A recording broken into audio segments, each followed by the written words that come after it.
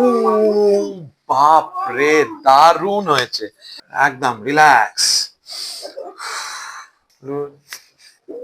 এইটাকে বলা হয় অ্যাঙ্কাইলোজিং স্পন্ডিলাইটিস, যেটা স্পাইনে এফেক্ট করে। ওয়ান্ডারফুল, মা করে যান।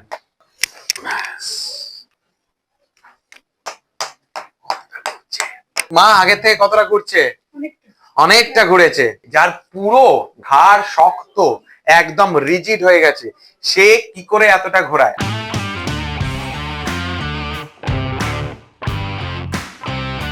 এইটাকে বলা হয় অ্যাঙ্কাইলোজিং স্পন্ডিলাইটিস, যেটা স্পাইনে এফেক্ট করে। তার মানে কি অন্য জায়গায় এফেক্ট করে না, শোল্ডার হিপ সবেতেই এফেক্ট করে, কিন্তু প্রাইমারিলি স্পাইনটাকেও শক্ত করে দেয়। সেটাকে বলে ব্যাম্বু স্পাইন। ব্যাম্বু স্পাইন মানে এই যে ফাঁকা ফাঁকা জায়গাগুলো আছে সেইগুলোকে জোড়া লাগিয়ে দেয়। তো মায়ের এখন এতটাই কুঁজো হয়ে গেছেন এবং ঘাড়টা সোজা হয়ে গেছে আর আটকে গেছে, তার ফলে কি স্টিফনেস, এরম এরম ভাবে মুভমেন্ট হচ্ছে। তো সেইটারই সুরাহা করতে আমাদের কাছে আসা। কমপ্লিট সুরাহা কি হয়, মায়ের কিন্তু HLA-B27 জিনটা পজিটিভ মানে আছে। She does have basically seropositive polyarthropathic pattern, inflammatory arthropathic pattern, যেটার জন্য মা এতটা কুঁজো এবং ঘাড়টা ঘোরাতে পারছেন না। চলুন আমরা মাকে জিজ্ঞেস করি মায়ের এই ব্যথাটা কত বছর ধরে। মা নমস্কার, আপনার এই ঘাড়ে এবং পিঠে ব্যথা কতদিন ধরে হচ্ছে? 7 বছর। 7 বছর। আর ওই জিনটা কত তখনই আর কি পজিটিভ এসছে আর কি, ওই 7 বছর তখন আগে। তো তারপরে আপনি আশা করি ফিজিওথেরাপিও করিয়েছেন, ওষুধপত্র খেয়েছেন, তাতে কি অসুবিধা হচ্ছিল? সেই আমি ঘাড় নাড়াতে পারছিলাম না, তারপরে স্ট্রেট মানে দাঁড়াতে পারছিলাম না, all time pain. All time pain? হ্যাঁ, অল টাইম। আচ্ছা, আবার দমের প্রবলেম। ঠিকই কথা।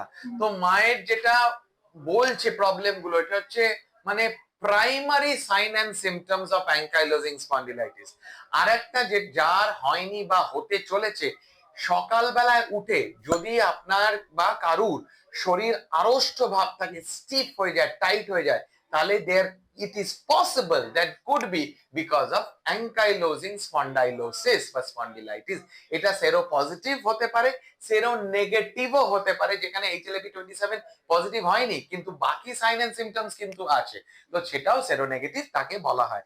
আমরা মাকে একটু দেখে নেব যে মায়ের পশ্চার পজিশনিংটা কিরকম, তাহলেই বুঝতে পারবেন যে মায়ের কতটা বছর ধরে অসুবিধা হচ্ছে। মাকে আমরা মাথা ঘোরানোটা দেখি মা কতটা কি পারছে।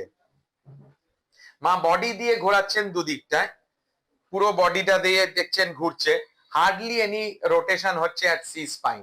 ঠিক আছে, এবারে আমরা মা কতটা কুঁজো হয়েছে সেটাও একবার দেখে নিই। আমরা দেখতে পাচ্ছি মা বসে যখন আছে কতটা কুঁজো ভাব আছে পিঠের এই অংশতে, যেটা আমরা এক্সরেতেও দেখেছি।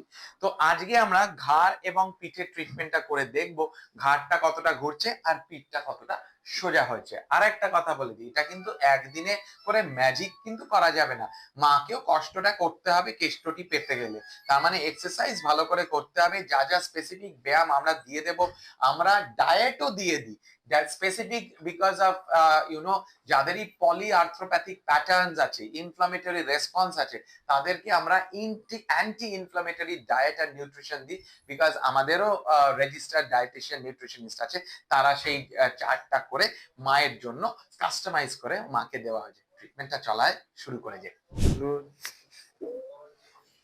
ঢিলা লুজ, ব্যাস। দেখি আরেকবার, আরেকবার, ব্যাস। ও বাপ রে, দারুণ হয়েছে, ব্যাস।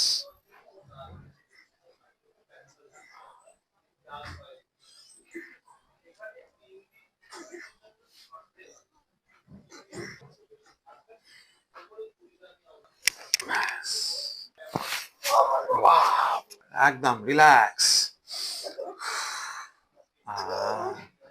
লম্বা শ্বাস, হ্যাঁ লম্বা শ্বাস। ডান দিক এবং বাঁ দিক অলরেডি ঘুরে গেছে, বাঁ দিকটা অনেকটা। ওয়ান্ডারফুল, মা করে যান।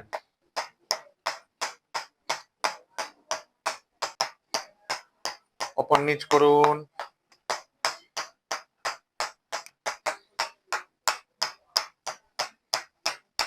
মায়ের ট্রিটমেন্ট আমরা দেখলাম ঘাড়ের এবং পিঠের কিছুটা অংশ দেখেছি, কারণ মাকে আস্তে আস্তে জিনিসগুলোকে বাড়াতে হবে।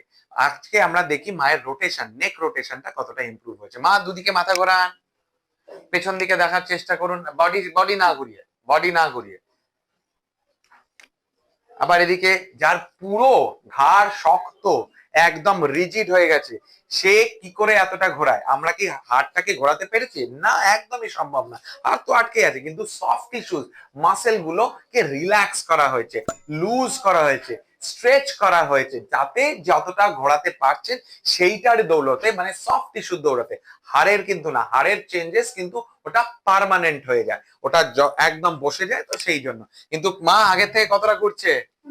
অনেকটা ঘুরেছে, অনেকটা রিল্যাক্সও ফিল করছেন। আগে এখানে একটা ধরা ধরা ভাব ছিল, তাই তো? এখন এখন পাচ্ছেন না তো?